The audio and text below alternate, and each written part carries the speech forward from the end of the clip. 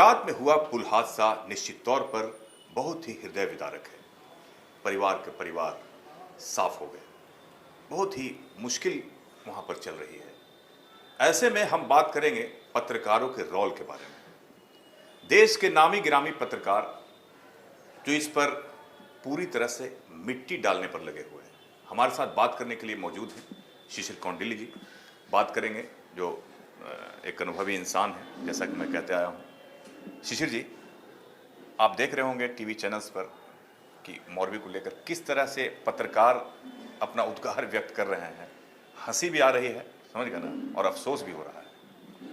आपको पता है मिर्जा साहब, इस देश में सबसे कमज़ोर बिरादरी अगर कोई है तो वो पत्रकार है, और आज के दौर में कोई पत्रकार नहीं है।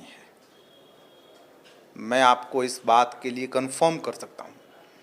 आज किसी टेलीविज़न मीडिया हाउस में, किसी भी अखबार के मीडिया हाउसेस में आप हैं, कल रहेंगे या नहीं रहेंगे इसकी कोई गारंटी नहीं है। लेकिन ये जो हो रहा है, जो गुजरात में जो भाई सवाल ये है मिर्ज़ा साहब कि गुजरात में आप देखिए, कंपैरिजन कर लीजिए।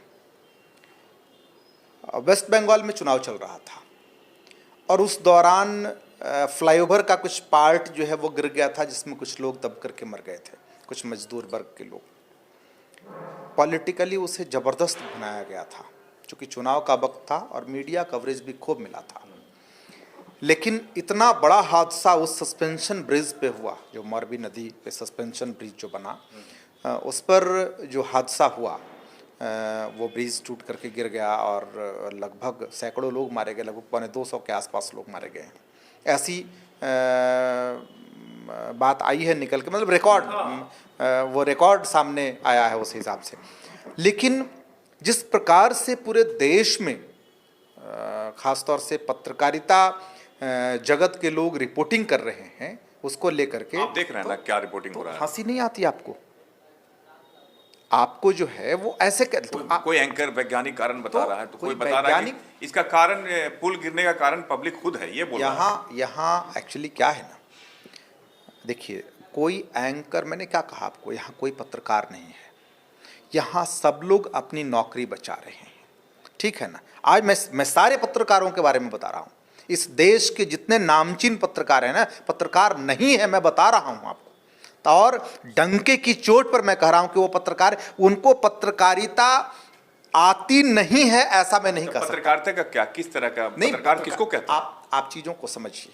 वो जस्ट एक पेड स्टाफ हैं, वो नौकरी कर रहे हैं किसी भी मीडिया हाउस की, ठीक है। और मीडिया हाउस, अब सब देखिए, कुछ मजबूरियां भी हैं, चीजों को समझिए। एक अखबार निकलता है, एक अखबार को निकलने में लगभग मुझे लगता है कि 26-27 रुपये का कॉस्ट जो है वो आता है। आपको मिलता है कितने में? 5 रुपये में, 3 रुपये में, मतलब 10 के अंदर अंदर का मामला है वहाँ। बाकी का जो ये 20-25 रुपये, 20 रुपये का जो लॉसेस जा रहा है, वो भरपाई उसकी कहाँ से होगी? ठीक है, तो मैनेजमेंट तय करता है। तो पहले भी निकलता था, नहीं, अखबार पर जो पत्रकारिता हुआ भाई, आप 2006 में रामनाथ गोयनका अवार्ड, जो भारत का पुलित्जर कहा जाता है, पत्रकारिता के क्षेत्र में दिया जाता है, पता है आपको? 2006 में शुरू हुआ, और वो सरकार नहीं देती है। वो जो है रामनाथ गोयनका अवार्ड, जो गोयनका फाउंडेशन है, और रामनाथ गोयनका थे कौन? इंडियन एक्सप्रेस के फाउंडर थे। और आपको पता है कि जब इमरजेंसी लगी तो रामनाथ गोयनका का अखबार जो था, वो फर्स्ट पेज, किसी भी अखबार की इतनी हिम्मत नहीं थी, कोई एक शब्द लिख नहीं सकता था, और पूरा ब्लैक ब्लैंक, और अखबार निकला। और पता है, साइकिल चलाते हुए खुद रामनाथ गोयनका जाते थे और अखबार इंदिरा गांधी की कोठी में फेंक दिया करते थे। ये रिकॉर्ड रहा है, ये हम नहीं कह रहे हैं, ये सब कुछ आपके सामने है। मोरबी घटना को आप जान रहे हैं शिशिर जी? नहीं, मोरबी घटना आप कहना चाहेंगे पहले उस? मैं तो सबसे पहले जो मृतक के प्रति संवेदना व्यक्त करना चाहूँगा। बहुत बुरा हाल है।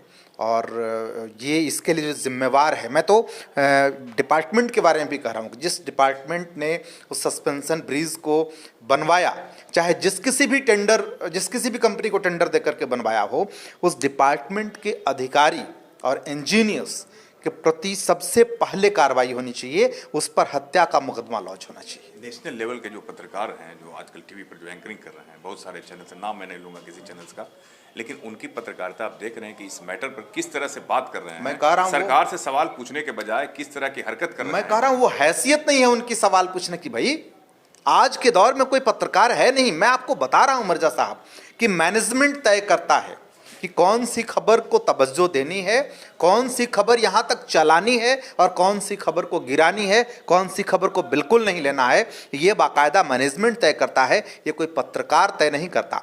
पत्रकार उस पर अपना स्किल जो है वो लगाता है कि हम जो है वो, अब चूंकि मैनेजमेंट ऊपर से ये ऐसा विषय आया है और इस विषय पे ही हमको जो है वो रिपोर्टिंग करनी है या उसको उस पर प्रोग्राम बनाना है, उस पर आर्टिकल लिखना है, तो इससे अलग इधर उधर एक कदम भी इन लोगों की हैसियत नहीं बढ़ने। इसका मतलब जनता जो है धोखा खा रही है, विश्वसनीयता जो है बिल्कुल नहीं है। ये केवल बड़े-बड़े चैनल्स का ये केवल कहने की बात है।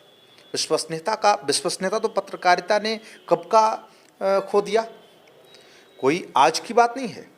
विश्वसनीयता बहुत पहले खो चुकी है पत्रकारिता। पत्रकार रहे हैं शिशिर जी। हाँ, मैं तो जिस तरह की घटना घटी है, इसको किस रूप में दिखाना चाहिए या किस रूप में बताना चाहिए? जैसे देखिए, सबसे पहली चीज़ तो ये है कि भाई आलोचना एक ओर से नहीं होनी चाहिए। आलोचना पक्ष की अगर हो रही है तो विपक्ष की भी हो, विपक्ष की अगर हो रही है तो पक्ष की भी हो, ठीक है ना। पत्रकार जो है ना वो जज होता है। सोसाइटी में जब उसकी कलम चलती है, जब सोसाइटी में वो चीज़ें आती है निकल के सामने, तो कमोबेश एक वो जज की भूमिका में होता है। और जज जो है जब तक ऑब्जेक्टिव नहीं होगा तब तक जो है न्याय कैसे दे सकता है। आपकी कलम से लिखी हुई बातें समाज तक पहुंचती है और समाज को एक संदेश देती है। आप क्या ये संदेश दे रहे हैं? आपका यही संदेश है?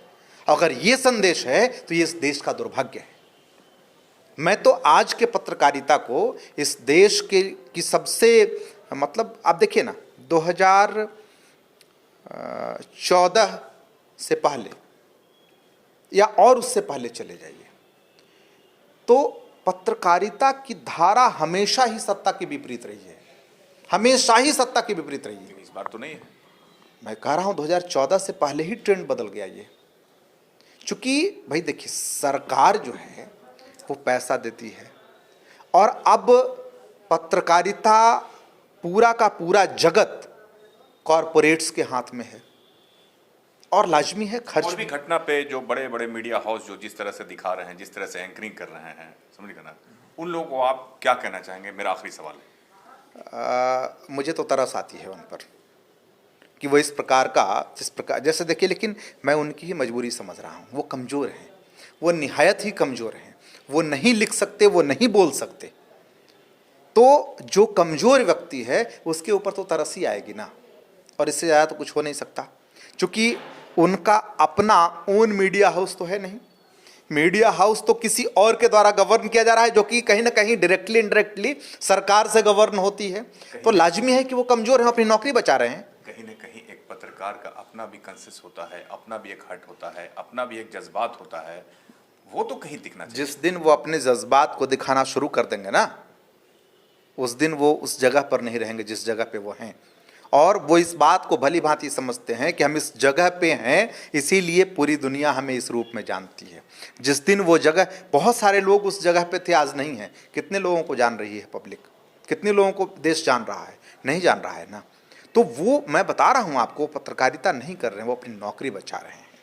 और ये जो नौकरी बचा रहे हैं ये उनके लिए तो फायदेमंद हो सकता है, लेकिन देश के लिए बहुत घातक है, बहुत खतरनाक है।